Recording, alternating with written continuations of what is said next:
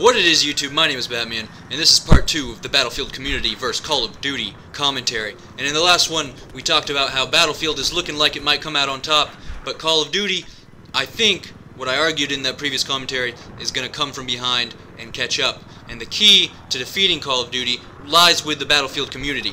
And I'm going to explain that in this commentary, and I'm also going to go in depth a little bit more about why it's so important that Battlefield defeats Call of Duty this time around in the first 2 years of this generation, because the game that comes out on top in this generation will be the game that all other games for the rest of the generation try to model themselves after.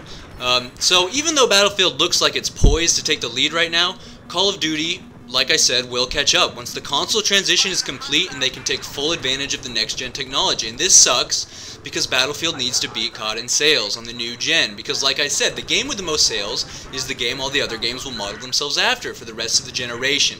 And if Battlefield continues to lag behind like it has, then inevitably Battlefield is going to become more and more like Call of Duty until it is the monster itself.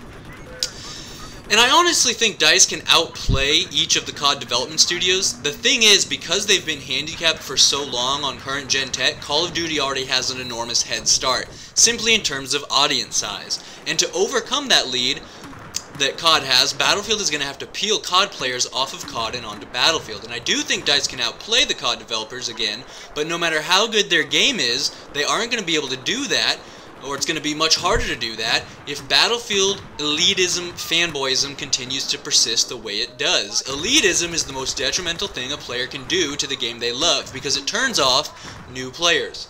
And even worse, it makes other people defend Call of Duty or attack Battlefield. When you attack Call of Duty, when you start getting in these comments wars about how much better Battlefield is, when you prompt a COD player to defend Call of Duty in the comment sections of a YouTube video, you are only reinforcing to the maximum possible extent that person's emotional connection to Call of Duty.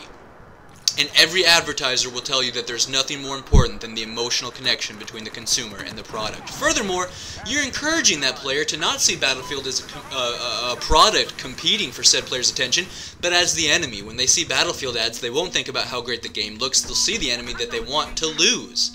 What's happening is, COD vs. Battlefield is turning into like an NFL football rivalry.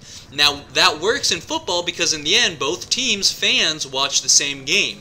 But it doesn't work in gaming because they aren't going to put up $60 for a team they hate. A Raiders fan isn't going to go spend $60 on a ticket for a Niners game. Assuming that Niners game isn't against the Raiders, obviously.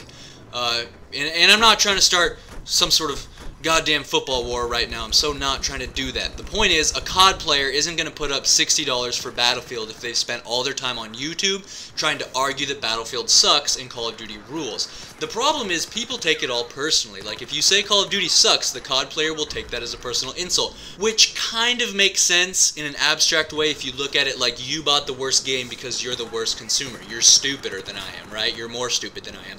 Or a lot of the times, I see people skip the game entirely and just skip straight to talking shit about the other game's players. COD players are all little stupid fucking kids. Look, as someone who has spent extensive amounts of time on both games, I guarantee you that there are stupid asses and little kids on both games. And I know this because of how many hopeless and terrible players there are on both games. Kids going 5 and 30 isn't restricted to Call of Duty. And it's not that Battlefield players are the main instigators or problem with all these flame wars on YouTube. It goes both ways. There's plenty of blame to go around. And indeed, it is bad for both games. But the problem is, regardless of who wins the argument on YouTube, COD is still winning the sales game. And we want that to stop. But to accomplish that goal, Battlefield players need to let go of their hatred, because they are doing more harm to their game than anything else ever could. The key difference between COD players and Battlefield players is that COD players hate the game they play, and they hate the developers who make it, whereas Battlefield players love their game and for the most part love DICE. That's the absolute biggest advantage that Battlefield has going for it in the struggle to overcome Call of Duty, is that COD players desperately want to love something else, and Battlefield can be that game, the ultimate alternative. And with a lot of players, it already has accomplished that goal. But all this elitism and hatred in the comments is taking the biggest advantage Battlefield has and turning it into a huge weakness. So please, my comrades, my brothers in gaming, let go of your hatred, and together, let us strive for the best gaming industry possible. And may the Force be with us all. Please remember to rate the video, and follow me on that Twitter for delicious tweet sauce. This is Batman signing out. Oh shit, oh shit, oh shit! Ah!